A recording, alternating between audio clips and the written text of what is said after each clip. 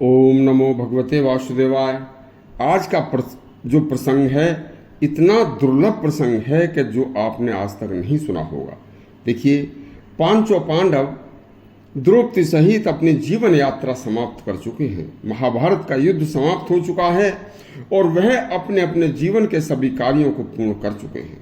अब वह अपना अंतिम समय जानकर और परीक्षित को पूरा राजपाट सब कुछ सौंप कर जाने के लिए तैयार बैठे हैं। उसी समय पर अचानक वेद व्यास आ जाते हैं। सुनिए, पांचों पांडव द्रौपदी सहित संसार की आखिरी यात्रा पर जाने वाले हैं। इतने ही में वेद व्यास आ जाते हैं। वेद व्यास परीक्षित को बुलाकर उन्हीं के सामने जो कहते हैं यह शब्द सभी शास्त्रों का सार है।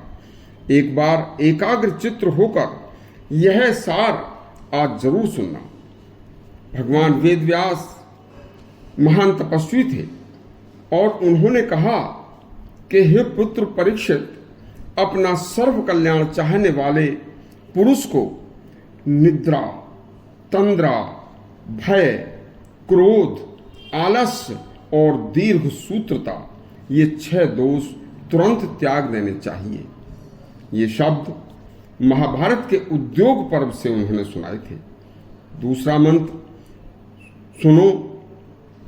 उन्होंने कहा कि जो मनुष्य अपने माता और पिता को अपने मधुर व्यवहार से प्रसन्न रखता है, उससे भगवान प्रजापति सहित सभी देवतागण प्रसन्न रहते हैं। और ऐसे ही जो अपनी माता को भी प्रसन्न रखता है, उससे सभी देवियां और माता पृथ्वी प्रसन्न रहती है, जिसके प्रभाव से उसके जीवन के समस्त संकट स्वयं ही दूर हो जाते हैं और पता भी नहीं लगता। देखिए, ये शब्द अनुशासन पर्व से है। ये कोई शब्द किसी न किसी शास्त्र से है।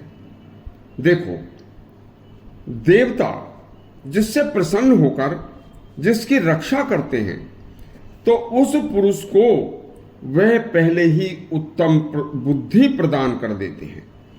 यह उद्योग पर्व से है।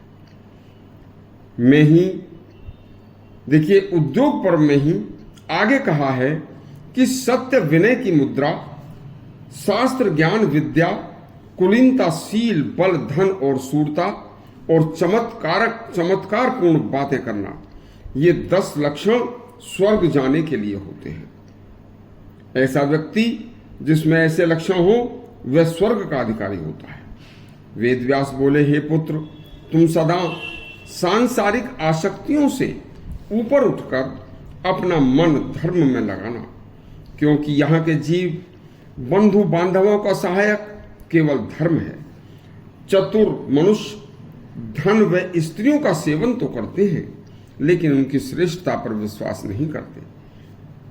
जहां सत्य, धर्म, लज्जा, सदाचार, सरलता होगी, भगवान हमेशा उनके साथ रहते हैं और हर कार्य में उनको विजय दिलाते हैं।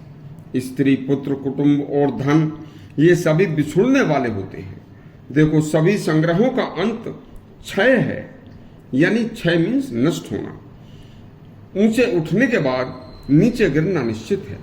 संयोग का अंत वियोग है। जीवन का अंत मरण है।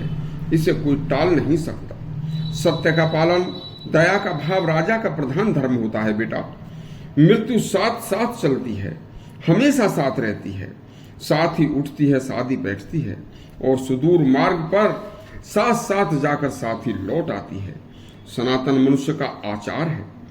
अतः राज्य सत्य स्वरूप है। सत्य में समस्त जगत प्रतिष्ठित है। देखो, किसी दूसरे के धन का अपहरण, पर स्त्री से संसर्ग, अपने सुहृदयों से अविश्वास, ये 3 दोष मनुष्य के नाश करने वाले होते हैं। एक खास बात सुनो, गुरुजनों की सेवा से स्वर्ग, धन, धान्य, विद्या, पुत्र सभी सुख स्वयं ही मिल जाते हैं। जो व्यक्ति माता पिता, आचार्य, ब्राह्मण का अपमान करता है, उसे यहाँ परलोक में भी जगह जाकर भारी कष्ट भोगना पड़ता है। जीवन क्षण भंगुर है।